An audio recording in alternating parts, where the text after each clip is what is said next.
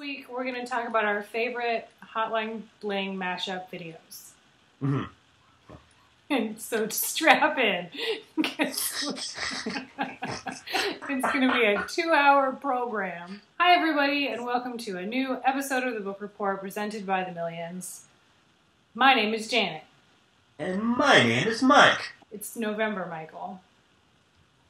It is?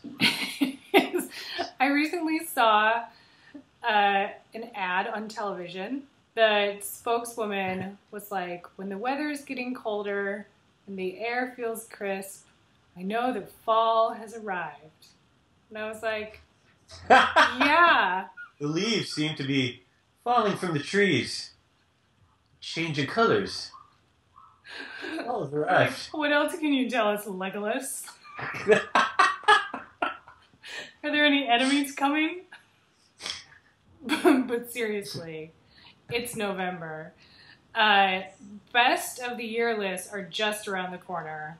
There are some books that have moments of brilliance that will never make a best of list. And so we're going to talk about those things today in our The Best of Not the Best of 2015.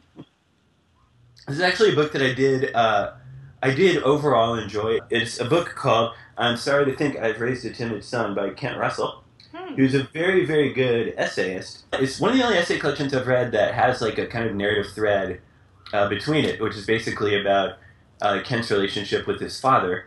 He sort of moves from topic to topic. He, goes to the gathering of the Juggalos, the music festival in the Midwest somewhere. Let's see, there's one about a guy who lets himself get bitten by snakes so he can build up an immunity to the venom. It's great, and it is very original. It has a really cool concept. My first book that I want to talk about is Best American Essays of 2014. These books are always so good. But the one that I really loved in this one is called The Old Man at Burning Man by Wells Tower.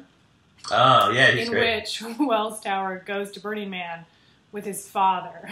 Wells Tower is much more like of a buttoned-up guy, and his dad is a much more like loosey-goosey sort of fellow.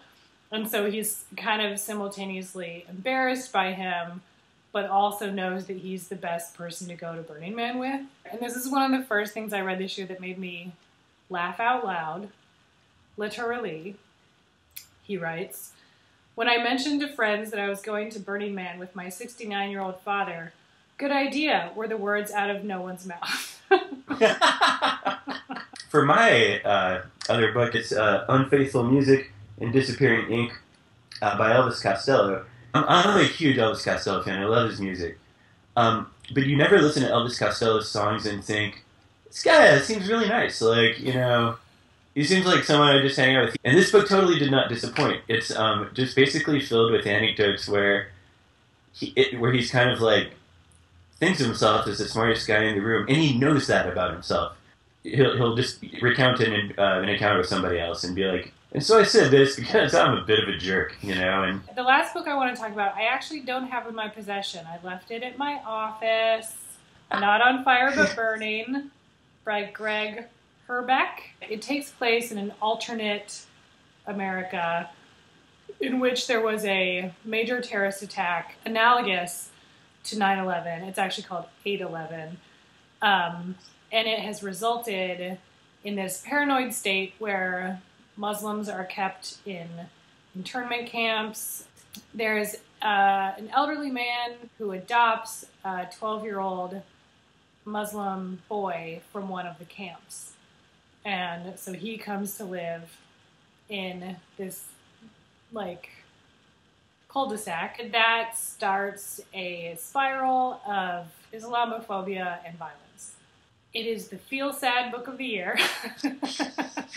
I started it, and 20 pages in, I was like, well, I feel like this is just going to get worse and worse until the book's over. From the outside, all the adults and all the neighbors are basically they hate him, and they're all fighting. But the inside of the story is much more interesting, and he manages to create this situation where No one's blameless, but no one's to blame. And it's really remarkable. Your sympathies never really land on anyone. And then you just think, man, we're all doomed. We're all doomed to pass violence and hate on to every generation that ever lives. What we have to say is that not every book has to be a tour de force to be worth reading. You got to look for the good in every book. It's an uncharacteristically optimistic summation by Janet Potter. So we'll be back in 2 weeks with another episode of the Book Report. We'll see you then. You'll never walk alone, Mike. You will never walk alone, Jen. It was a long time ago at a party in Austin, and this guy I didn't know was talking to someone, and he said, yeah, I dropped acid at Burning Man. And then another guy who I didn't know who was walking by turned around and said, did you just say that you dropped acid with Bernie Mac? And the guy was like, no. And then the guy who was talking to him said, because I swear to God, I once smoked pot with Cedric the Entertainer.